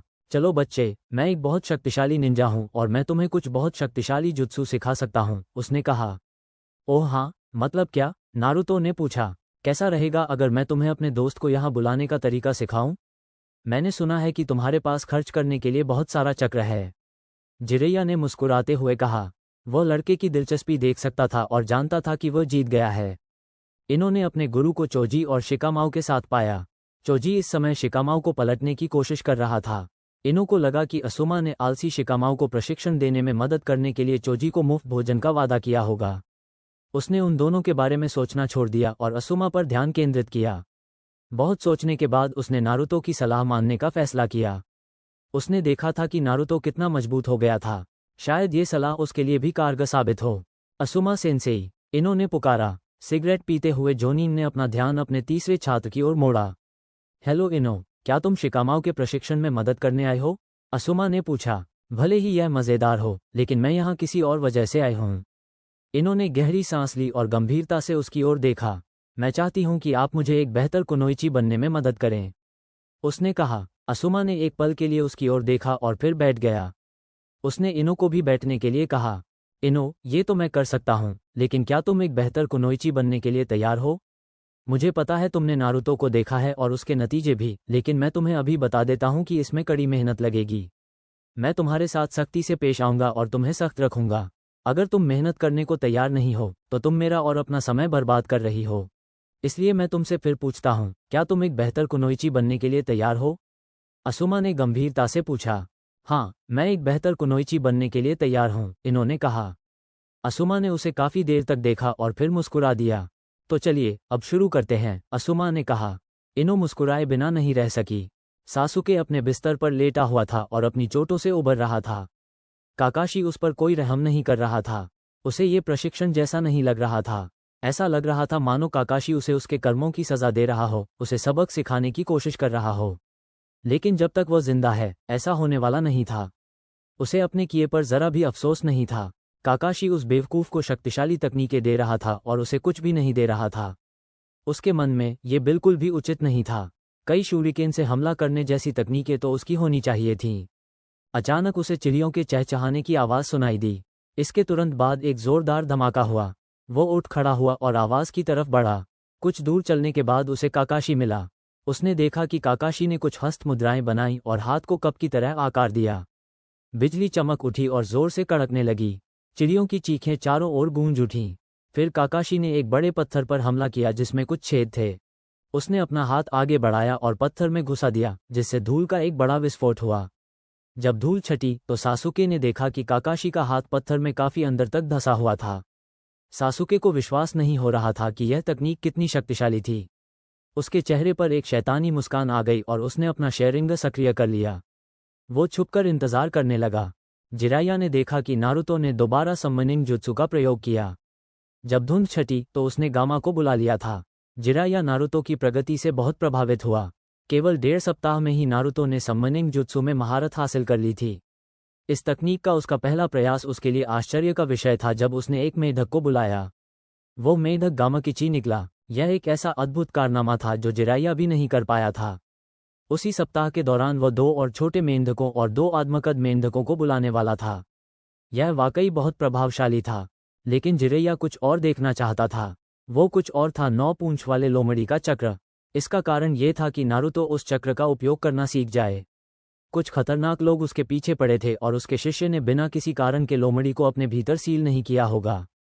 अगर वो उस शक्ति का उपयोग कर पाता तो वह 3 महान मेंढकों में से एक को बुला सकता था। सवाल ये था कि वह ये कैसे करेगा। उसके पास एक तरीका था, लेकिन इससे उसकी जान को खतरा हो सकता था। एक आह भरते हुए जिरैया खड़ा हो गया और उसने नारुतो का ध्यान अपनी ओर आकर्षित किया। खैर, मुझे मानना पड़ेगा, तुमने मुझे सचमुच चौंका दिया नारुतो, जिरैया ने कहा। मैंने तुमसे कहा था, नारुतो ने शेखी बघारी। फिर भी मुझे तुमसे कुछ जरूरी बात करनी है नारुतो। उस सुनहरे बालों वाले लड़के ने उसकी बात ध्यान से सुनी। मैं सोच रहा था कि क्या तुम कभी अपने किराएदार से मिले हो? उसने पूछा। तुम्हारा मतलब लोमड़ी से है? नहीं, मैं उससे कभी नहीं मिला और मैं उससे मिलना क्यों चाहूंगा? नारुतो ने कहा। ये तो अफसोस की बात है और एक समस्या भी। मुझे उम्मीद थी कि आप ऐसा करेंगे। लगता है हमें यह मुश्किल तरीके से ही करना पड़ेगा। वैसे मुझे बहुत दुख है कि मुझे ऐसा करना पड़ रहा है, जिरैया ने कहा। तुम क्या बात कर रहे हो? नारुतो ने पूछा। जिरैया ने नारुतो के माथे पर हल्के से उंगली मारी। नारुतो को लगा ही नहीं कि उसने उंगली मारी है। वो अचानक झाड़ियों में जा गिरा। जब वो रुका तो खुद को नुकीले पत्थरों से घिरी एक गहरी खाई के ऊपर मंडराते हुए पाया। वो तेजी से खाई में गिरने लगा। उसने किनारों को पकड़ने की कोशिश की, लेकिन फिसलन बहुत थी और उसकी गति भी बहुत तेज थी। जब उसके पास कोई चारा नहीं बचा तो नारुतो को लगा जैसे उसकी जिंदगी उसकी आंखों के सामने से गुजर रही हो। सब कुछ उसके लिए सफ़ेद हो गया। जब उसने अपनी आंखें खोलीं तो वो अचानक पानी के एक पोखर में था। उसने आगे देखा तो उसे एक बड़ा सुनहरा पिंजरा दिखाई दिया। उसने पिंजरे के द्वार पर एक कागज का टुकड़ा भी देखा जिस पर मोहर का चिन्ह बना हुआ था। जैसे ही वो खड़ा हुआ, उसे अपने चारों ओर एक दमनकारी शक्ति का एहसास होने लगा। उसने पिंजरे की ओर देखा तो उसे 2 बड़ी लाल आंखें और दांतों की एक विशाल पंक्ति दिखाई दी। जो भी था वो उस पर हंस रहा था। नारुतो को यकीन नहीं हो रहा था कि वो इस समय किसके सामने खड़ा है। कागज से बंद सुनहरे पिंजरे के पीछे 9 पूंछ वाला दानव लोमड़ी खड़ा था। नारुतो ने थोड़ा घबराकर सांस ली, लेकिन उस विशालकाय जानवर के सामने खड़ा हो गया। लाल फर और लाल आंखों वाले उस दानव ने नारुतो पर मुस्कुरा दिया। मैं तुम्हारी बहादुरी की सराहना करता हूँ लड़के। इतने डर के मारे शायद ही कोई मेरे सामने खड़ा हो पाता, लोमड़ी ने कहा। नारुतो ने कुछ नहीं कहा, बस अपनी जगह पर डटा रहा। फिर उसे लोमड़ी के पहले शब्द याद आए। तुम किस बारे में बात कर रहे थे? मुझसे संपर्क करने की कोशिश क्यों कर रहे थे? नारुतो ने पूछा। हमें बहुत कुछ बात करनी है, तुम और मैं, लेकिन समय सीमित है और तुम्हें जीवित रहना है। अचानक नारुतो दानव लोमड़ी के चक्र में जकड़ गया। नारुतो ने खुद को छुड़ाने के लिए संघर्ष किया। उसे लगा कि लोमड़ी उसे मार डालेगी। शांत हो जाओ, मैं तुम्हें अपना थोड़ा सा चक्र दे रहा हूं ताकि तुम उस घृणित मुखिया मेढक को बुला सको। जब तुम ये कर लोगे तो हम अपनी चर्चा जारी रखेंगे। नारुतो की आंखें खुल गईं और वह अपने भीतर के प्राणी के चक्र को महसूस कर सका। उसने जल्दी से थोड़ा खून निकाला और बुलाने की तकनीक के लिए मोहरें बनाईं। धुएं का एक बड़ा गुबार उठा और नारुतो किसी नरम चीज से टकराया। होश में आने के बाद उसने नीचे देखा तो उसे जंग लगा लाल रंग दिखाई दिया। जमीन नरम थी, इसलिए उसे पता था कि वह जमीन पर नहीं गिरा था। वो खड़ा हुआ और उसने मेढक के प्रतीक वाला एक नीले रंग का हैप्पी जैकेट देखा। ये सब क्या है? मैं कहाँ हूँ? एक तेज आवाज आई। नारुतो आवाज की तरफ बढ़ा और वहां उसका सामना एक विशाल मेढक की आंखों से हुआ। मेढक ने नारुतो को देखा और अपनी आंखें सिकोड़कर उससे पूछा, तुम कौन हो? मेरा नाम नारुतो उजुमकी है। तुम कहीं मेंढकों के सरदार तो नहीं हो? नारुतो ने पूछा। मैं हूँ। वो कमीना जिरैया कहाँ है? उसने मुझे इसमें क्यों बुलाया? मुख्य मेढक ने पूछा। खैर, मुझे नहीं पता वो कमीना कहाँ है, लेकिन यहाँ से निकलते ही मैं उसे सबक सिखाऊंगा। दूसरी बात, मैंने ही तुम्हें बुलाया है, उसने कहा। मेढक ने उसकी तरफ देखा और हंसने लगा। उसकी हंसी से नारुतो को गुस्सा आ गया और उसने मेढक को घूरकर कहा, इसमें इतनी हंसी वाली क्या बात है? सुनो लड़के, तुम्हारे पास मुझे बुलाने के लिए चक्रा नहीं है। अब झूठ बोलना बंद करो और उस मूर्ख जिरैया को बुलाओ। मेढक ने कहा। अरे, दफा हो जाओ, मैं झूठ नहीं बोल रहा और मैंने ही तुम्हें बुलाया है। चूंकि मैंने तुम्हें बुलाया है तो इसका मतलब है कि मैं तुम्हारा मालिक हूँ, नारुतो ने कहा। क्या सच में? मेढक ने कठोर स्वर में कहा। तुम्हारी हिम्मत कैसे हुई ऐसी बात कहने की? मुझे तो तुम्हें वहीं गिरा देना चाहिए। मैं गमाबुंटा हूँ, मेंढकों का सरदार, और मेरा कोई स्वामी नहीं है। हर चीज की एक पहली बार होती है। दिन के अंत तक मैं तुम्हें मुझे उसी नाम से पुकारने पर मजबूर कर दूंगा। नारुतो ने चुनौती दी। बेशर्म छोटे बच्चे, मैं ये चुनौती स्वीकार करता हूँ। गमाबुंटा दहाड़ा। नारुतो ने मेढक का सामना करने के लिए खुद को तैयार किया। नारुतो अपने मन रूपी गटर से गुजर रहा था। उसे नहीं पता था कि वह यहाँ कैसे पहुंचा, लेकिन उसे वही जानी पहचानी बुरी अनुभूति हो रही थी जो उसे उस दानव लोमड़ी से मिलने पर हुई थी। वो उसी अनुभूति की ओर बढ़ा और एक बार फिर पिंजरे के सामने आ गया। 9 पूंछ वाला दानव फिर प्रकट हुआ और नारुतो के सामने खड़ा हो गया। वापस स्वागत है, लड़के। क्या तुम बात करने के लिए तैयार हो? लोमड़ी ने पूछा। हमारे पास बात करने के लिए कुछ नहीं है। मैं उस आदमी से क्यों बात करूं जो मेरे साथ हुई हर मुसीबत का कारण है? मुझे लगा था कि यह सब तुम्हारे चक्र के बारे में है, लेकिन मैं इससे और तुमसे कोई वास्ता नहीं रखना चाहता, नारुतो ने कहा। लोमड़ी ने उसकी तरफ देखा और उपहास उड़ाया। मुझे लगता है मैं गलत थी। तुम अब भी एक उद्दंड बच्चे हो जो अपनी बहादुरी के पीछे छुपे हुए हो। शायद जब तुम थोड़े और समझदार हो जाओगे तब हम बात कर सकते हैं, लोमड़ी ने कहा। अरे, मुझसे इस तरह बात मत करो। तुम्हें मेरे बारे में क्या पता है? नारुतो चिल्लाया। मेरी बुद्धि का अपमान मत करो, लड़के। मैंने देखा है तुम्हारे साथ क्या हुआ है। मैंने तुम्हारे बचपन का गुस्सा महसूस किया है। तुम एक बच्चे की तरह मेरे पास आते हो, अपनी समस्याओं का दोष मुझ पर मढ़ते हो, जबकि मैंने कुछ नहीं किया। मैंने तुम्हारे अंदर समाहित होने की इच्छा नहीं की थी, लोमड़ी चिल्लाई। नारुतो कुछ कहना चाहता था, लेकिन वह उस दानव के तर्क को गलत नहीं ठहरा सका। उसने लोमड़ी का सामना करने से पहले कुछ गहरी सांसें लीं। तुमने कहा था कि हमें बात करनी है, तो बात करो, नारुतो ने कहा। लोमड़ी ने फिर से उपहास किया, लेकिन उसने आदेश का पालन करने का फैसला किया। मैं उस मूर्खतापूर्ण मुखौटे को उतारने के लिए आपकी सराहना करना चाहता हूँ। आप सुधार कर रहे हैं और आपका सुधार मेरे अस्तित्व को सुरक्षित करता है। मैंने ये तुम्हारे लिए नहीं किया। मैंने यह अपने गांव के लिए मजबूत बनने के लिए किया। तुम्हारा जो भी कारण रहा हो, यह अच्छी बात है। मैं तुम्हारी मदद करने के लिए तैयार हूँ, लोमड़ी ने कहा। ये सुनकर नारुतो चौंक गया और अब वो सतर्क हो चुका था। तुम मेरी मदद क्यों करना चाहते हो? तुम विनाश और अराजकता के देवता हो, जिससे मेरा कोई वास्ता नहीं है, नारुतो ने कहा। निराशाजनक है, लेकिन मुझे पहले से ही पता था। मैं अपनी सेवाएं केवल इसलिए दे रहा हूं ताकि आपको वो पांडुलिपि वापस मिल सके। इससे आप और अधिक शक्तिशाली बन सकते हैं, जिससे मेरा अस्तित्व और भी सुनिश्चित हो जाएगा। स्क्रॉल? आपका मतलब उस स्क्रॉल से तो नहीं है जो मुझे मिशन के दौरान वापस मिला था? हाँ, वो स्क्रॉल। तुम वाकई भाग्यशाली हो कि तुम्हें वो स्क्रॉल मिल गया। 6 पथों के ऋषि अपने समय में बहुत शक्तिशाली थे। ऐसे शक्तिशाली व्यक्ति से सीखना वाकई अद्भुत है। क्या तुम सहमत नहीं हो? नारुतो ऋषि के बारे में और जानना चाहता था, लेकिन उसे लगा कि लोमड़ी उसे कुछ नहीं बताएगी। इसमें आपका क्या फायदा है? जैसा कि मैंने कहा, तुम्हारा सुधार ही मेरे जीवित रहने की गारंटी है। मैं आज़ादी चाहता हूं, पर यह अभिशाप मुझे रोक रहा है। तुम्हारे विरुद्ध काम करने के बजाय मैं तुम्हारे साथ तब तक काम करूंगा जब तक मुझे अपनी कैद से निकलने का रास्ता न मिल जाए। तो क्या कहते हो लड़के? लोमड़ी ने पूछा। नारुतो ने बस लोमड़ी को देखा, जो उस पर मुस्कुराई। ठीक है, लेकिन कुछ नियम होंगे। मुझे तुम्हारी चक्र शक्ति की जरूरत नहीं है जब तक कि यह वास्तव में आवश्यक न हो, नारुतो ने कहा। अगर तुम हमें मरवा दोगे तो मुझे उस नियम को नजरअंदाज करने का अधिकार है, लोमड़ी ने जवाब दिया। सहमत हूं। एक और नियम यह है कि जब मैं क्रोधित हो जाऊं और अपनी चक्र शक्ति का प्रयोग करूं, तो तुम मुझे प्रभावित नहीं करोगे। नारुतो ने यह बात एक खास लहजे में कही। ये सुनकर लोमड़ी हंस पड़ी। समझ गए? ठीक है, मैं तुम्हें प्रभावित नहीं करूंगा, लेकिन यह आसान नहीं होगा। जैसा कि तुमने कहा, मैं विनाश और अराजकता का देवता हूं। अपने क्रोध पर काबू रखना तुम्हारे ऊपर है, लोमड़ी ने कहा। नारुतो ने उसे घूर कर देखा और फिर सिर हिला दिया। अभी तो मुझे कुछ और सूझ नहीं रहा, लेकिन मैं सोचूंगा, नारुतो ने कहा। समझ गया। सद्भावना के प्रतीक के रूप में मैं आपके चक्र नियंत्रण में आपकी मदद करता हूं।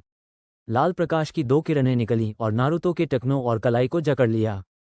वे आपस में टकराईं, जिससे नारुतो का संतुलन बिगड़ गया और वह पीठ के बल गिर पड़ा। नारुतो ने देखा कि उसे जकड़ लिया गया है और उसने खुद को छुड़ाने की कोशिश की। अरे, क्या बात है? नारुतो चिल्लाया। यह एक विशेष प्रकार का चक्राभ्यास है। जंजीरों को अलग रखने के लिए आपको लगातार अपने चक्रा का उपयोग करना होगा। इस अभ्यास के लाभ ये हैं कि आपका चक्रा भंडार बढ़ेगा और आपका नियंत्रण बेहतर होगा। कौन जाने, शायद आप एक सामान्य क्लोन जुत्सु भी कर सकें। अब हमारा काम हो गया है, आप जा सकते हैं, लोमड़ी ने कहा और नारुतो को अपने दिमाग से बाहर निकाल दिया। सुनहरे बालों वाले लड़के की आंखें खुल गईं और नारुतो पूरी तरह जाग गया। वो उठ बैठा और चारों ओर देखकर स्थिति का जायजा लेने लगा। यो, एक आवाज आई। नारुतो मुड़ा तो सामने काकाशी खड़ा था। काकाशी सेंसेई, आप यहाँ क्या कर रहे हैं? नारुतो ने पूछा। मुझे खबर मिली है कि मेरा शिष्य चक्रा की कमी के कारण अस्पताल में भर्ती है। तुम्हें ठीक देखकर मुझे चिंता नहीं है, लेकिन मुझे ये जानने की उत्सुकता है कि तुम जैसे व्यक्ति को चक्रा की कमी कैसे हुई। क्या तुम मुझे समझा सकते हो? काकाशी ने पूछा। नारुतो ने सिर हिलाया और अपनी कहानी सुनाने लगा। काकाशी को इस बात पर ज्यादा हैरानी नहीं हुई कि जिरेया उसे प्रशिक्षण दे रहा था, लेकिन उसे इस बात पर गर्व था कि नारुतो को समनिंग तकनीक आती थी। जब उसने गमाबुंटा से अपनी मुलाकात के बारे में बताया तो वो थोड़ा मुस्कुराया। तभी नारुतो ने उसे नाइन टेल्स के बारे में बताया। नारुतो की बात सुनकर काकाशी चिंतित हो गया। अंत में काकाशी गंभीरता से नारुतो को देख रहा था। क्या तुम उस पर भरोसा कर सकते हो नारुतो? काकाशी ने पूछा।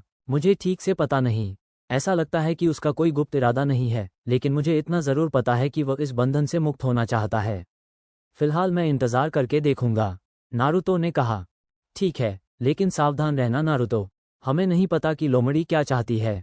मुझे होकागे को इसके बारे में बताना होगा, काकाशी ने कहा। मैं समझता हूँ, लेकिन क्या आप पहले मेरी मदद कर सकते हैं? नारुतो ने कहा। काकाशी ने देखा कि वह अपनी कलाई और टखने हिला नहीं पा रहा था।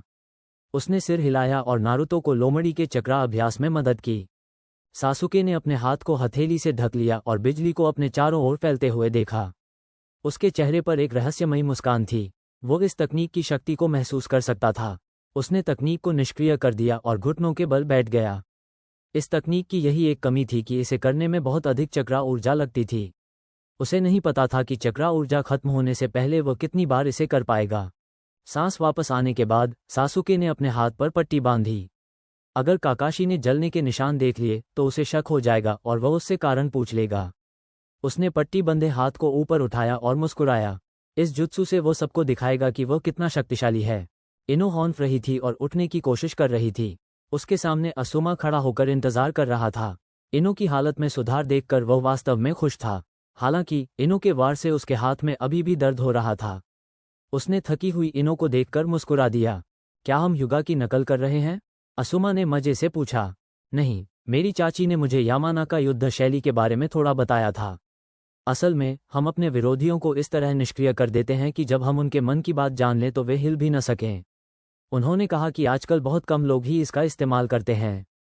इन्होंने समझाया। ये सच है, तुम्हारा कबीला करीबी लड़ाई के लिए मशहूर नहीं है, फिर भी ये शैली तुम्हारे लिए अच्छी है।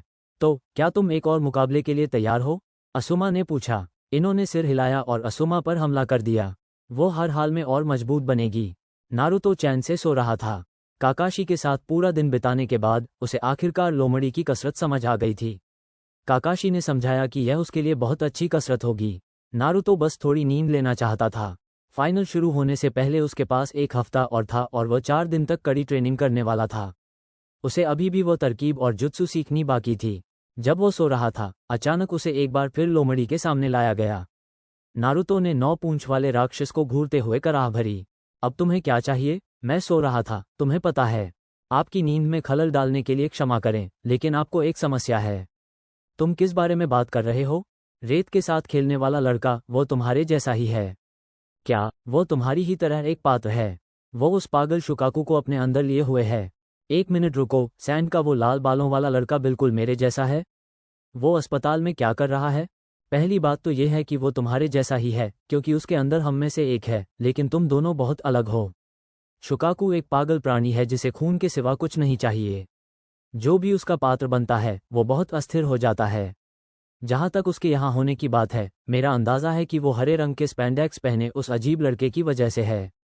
शुकाकू की रक्षा शक्ति बहुत मजबूत है और उस लड़के ने उसे तोड़ दिया। वो उस लड़के को मार डालेगा, लोमड़ी ने कहा। तुमने ये बात पहले क्यों नहीं कही, बेवकूफ लोमड़ी? नारुतो चिल्लाया। नारुतो झट से जाग उठा और बिस्तर से कूद पड़ा। वो ली के कमरे की ओर बढ़ा। उसने देखा कि गारा उसके ऊपर खड़ा है और उसकी रेत सोते हुए ली की ओर बढ़ रही है। नारुतो ने तुरंत हरकत की और टेलीपोर्टेशन जुत्सु का इस्तेमाल करके ली को पकड़ लिया। नारुतो ने ली को अपने पीछे रखा और गारा का सामना किया। गारा को लगा कि उसे रोके जाने से वो खुश नहीं है। तुमने मुझे क्यों रोका? गारा ने पूछा। ज्यादा जरूरी सवाल यह है कि तुम क्या सोचकर ऐसा कर रहे हो? वो अपना बचाव नहीं कर सकता, नारुतो ने कहा। उसने मेरे अस्तित्व पर सवाल उठाया। उसे इसकी कीमत चुकानी होगी। अगर तुम मेरे रास्ते में आए तो मैं तुम्हें भी मार डालूंगा। गारा ने कहा। यह मत सोचो कि तुम्हारे अंदर शुकाकू है तो मैं पीछे हट जाऊंगा। नारुतो ने कहा और लड़ने की मुद्रा में खड़ा हो गया। उसके शब्दों से गारा चौंक गया। तुम्हें पवन आत्मा शुकाकू के बारे में कैसे पता चला? गारा ने पूछा। नारुतो ने नाइन टेल्स चक्र का थोड़ा सा उपयोग किया और उसकी आंखें बदलकर गारा को दिखाने लगीं। तुम अकेले नहीं हो जिसके पेट में आत्मा फंसी हुई है, नारुतो ने कहा। ये सुनकर गारा हैरान हो गया क्योंकि उसके जैसा एक और व्यक्ति भी था। उसने नारुतो को गौर से देखा और अपनी पिछली धारणा पर पुनर्विचार किया। नहीं, तुम मेरे जैसे नहीं हो। तुम्हारी आंखें मेरे जैसी नहीं हैं। तुम्हारे अंदर मेरे जैसी नफरत नहीं है। ऐसा क्यों है? गारा ने पूछा। मैं समझता हूं तुम क्या कहना चाहते हो। किसी ऐसी बात के लिए लोगों का तुमसे नफरत करना जिस पर तुम्हारा कोई बस नहीं चलता। मैं भी उनसे नफरत करता था। मैं चाहता था कि उनका बुरा हो, लेकिन इससे कुछ हल नहीं होता। इसीलिए मैंने अलग रास्ता चुना और ऐसे लोगों को पाया जो मुझे स्वीकार करते हैं। नारुतो ने कहा। तुम भोले और मूर्ख हो। जैसे ही तुम जरा भी लापरवाही करोगे, वे तुम्हारे खिलाफ हो जाएंगे। मेरी माँ ही एकमात्र ऐसी हैं जिन्होंने मुझे धोखा नहीं दिया और उन्हीं की वजह से मेरा अस्तित्व है। गारा ने कहा। नहीं, तुमने अपने दुख को हावी होने दिया और अपनी इंसानियत को ताक पर रख दिया। तुम वही बनकर उन्हें सही साबित कर रहे हो जिससे वे डरते हैं, नारुतो ने कहा। गारा ने नारुतो को घूरा और उसकी रेत हरकत करने लगी। नारुतो लड़ने के लिए तैयार हो गया, तभी दोनों को कदमों की आहट सुनाई दी। गारा ने अपनी रेत वापस बुला ली और पीछे मुड़ा। वो दरवाजे पर रुक गया और नारुतो के सामने खड़ा हो गया। मैं तुम्हें मार डालूंगा और तुम्हें दिखा दूंगा कि तुम कितने मूर्ख हो, गारा ने कहा और टेलीपोर्टेशन का इस्तेमाल करके कमरे से निकल गया। नारुतो शांत हुआ और ली की तरफ ध्यान देने लगा। कटोरे जैसे बालों वाला वो किशोर अभी भी सो रहा था। नारुतो दरवाजे की तरफ मुड़ा और उसके चेहरे पर गंभीर भाव थे।